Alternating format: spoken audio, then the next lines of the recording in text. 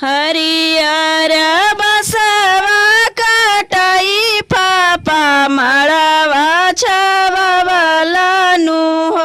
हरियर बसवा कटाई पापा मड़वा छावलनु। तही मड़वा के कन्या दान धियवा अनका घर पेठवलनु। तही मड़वा के कन्या दान धियवा अनका घर पेठवलनु। सूखा लोटा टाइल रोटी खाके रही जाईती। तोरो सेवा में पापा जिंदगी बीतईती।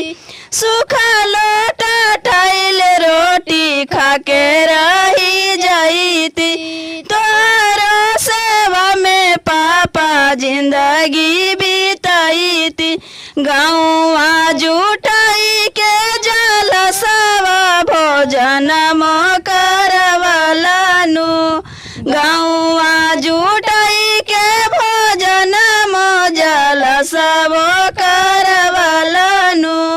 तही मड़वा के कन्या दान धियवा अनका घर पेठवलनु।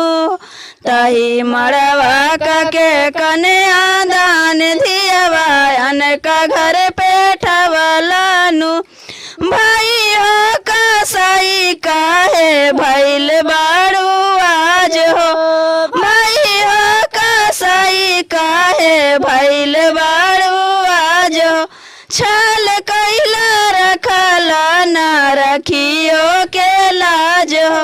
छल कैला रखला ना रखियो के लाज हो।